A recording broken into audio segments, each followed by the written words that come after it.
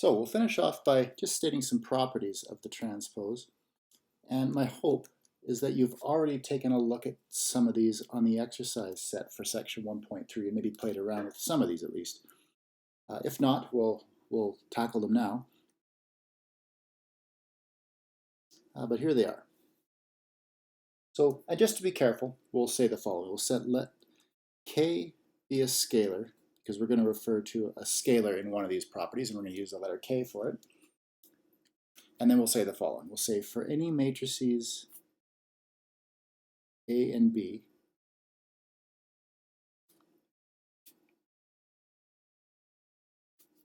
such that the following operations are defined.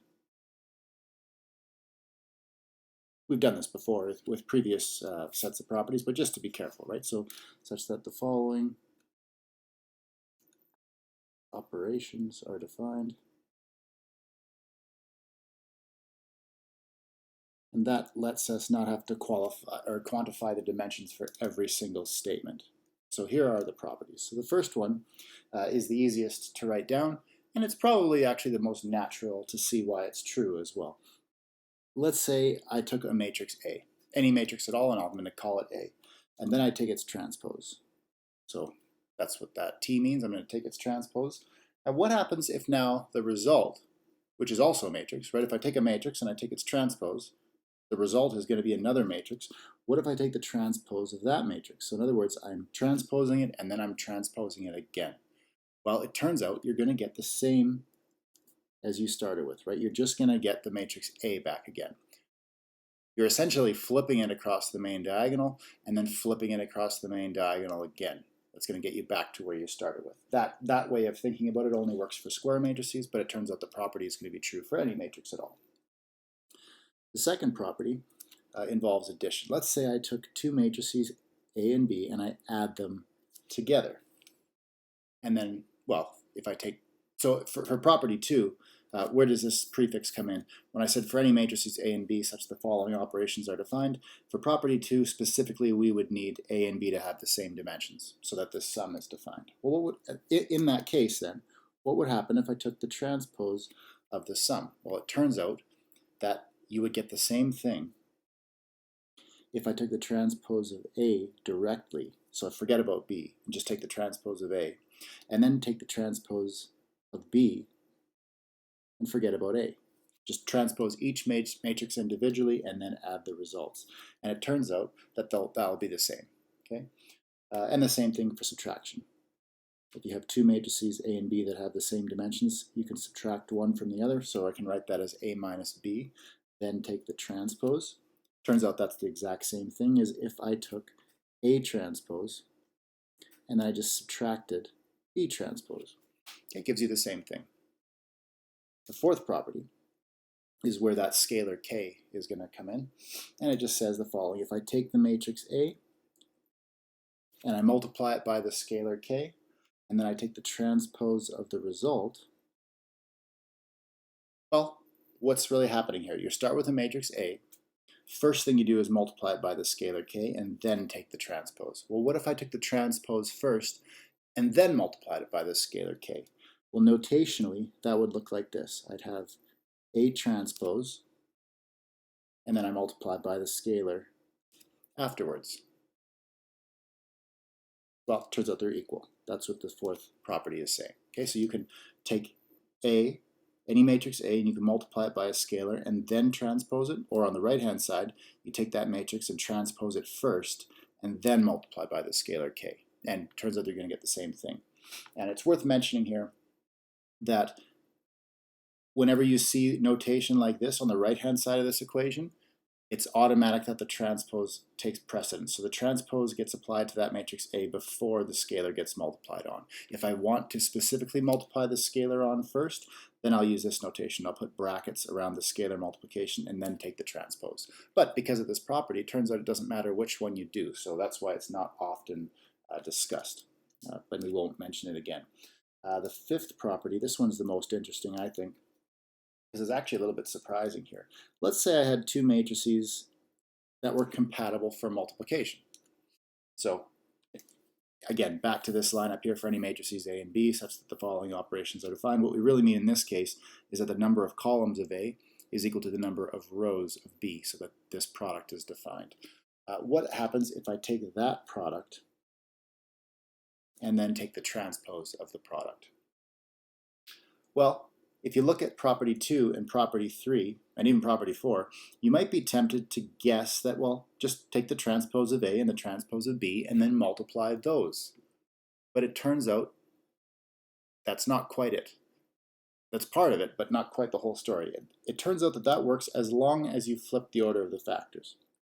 So what this actually gives you is the same as if you took B transpose and A transpose and then multiplied them after. But so the important part here is you have to flip the order of the factors. I can't, if I would have just written A transpose on the left and B transpose on the right, that wouldn't be correct. That's not, and it won't even always be defined.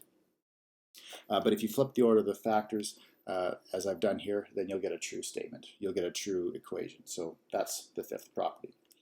Okay, so those are the 5 properties I want to go over. A few of these you will have already looked at in the section 1.3 exercises, but now you have the full story. Now you have the definitive answer. Okay, and we're going to finish off with one theorem, and this theorem I'm actually going to prove to you, mostly because I want you to have something to refer back to when you do some of the exercises for section 1.4, because the technique we use to do this proof, you're going to probably want to use it on a few of the exercises for this section. So here's the theorem. If you have a matrix A that is invertible, so if A is invertible, then it turns out its transpose is also invertible. So we can say A transpose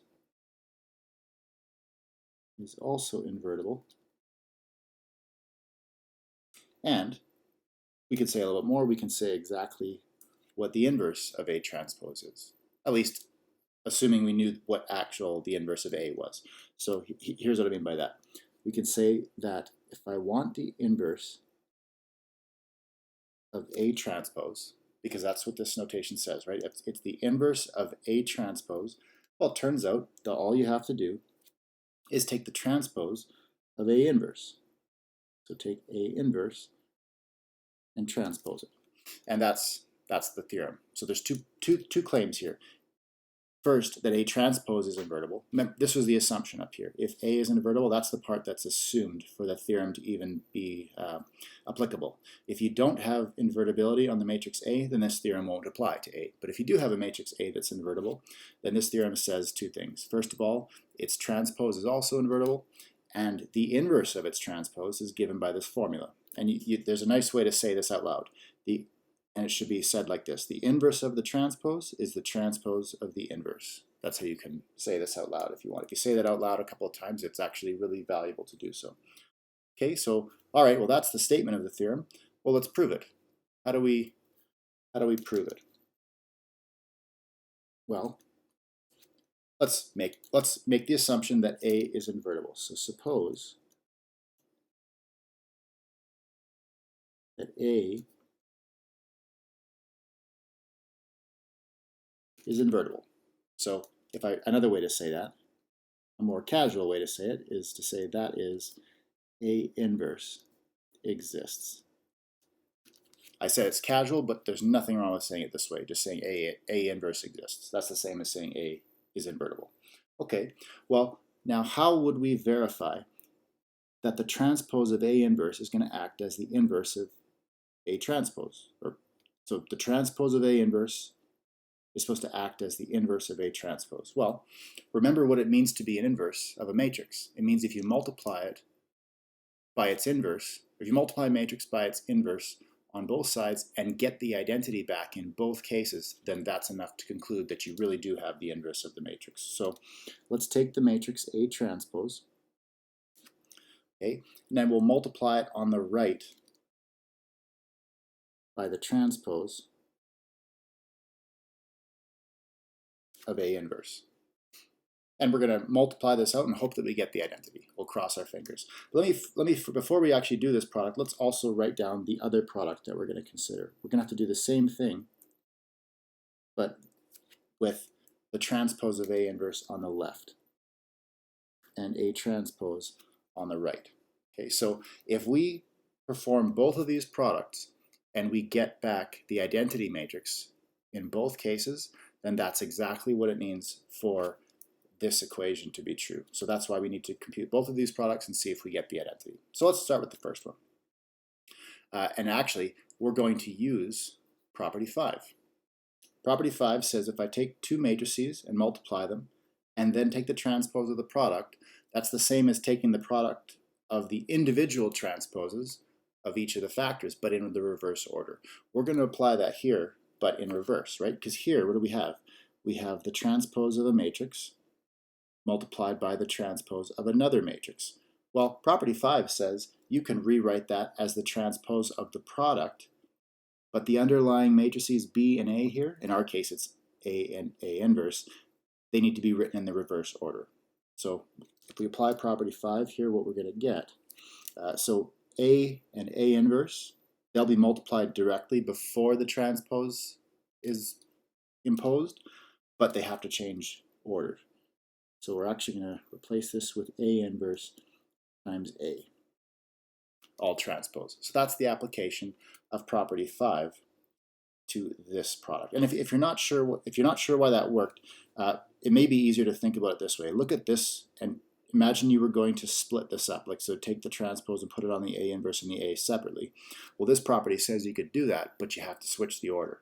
So if I put the transpose on the A inverse and the transpose on the A and then swap the order, I get exactly this, right? So I've just applied property 5 directly.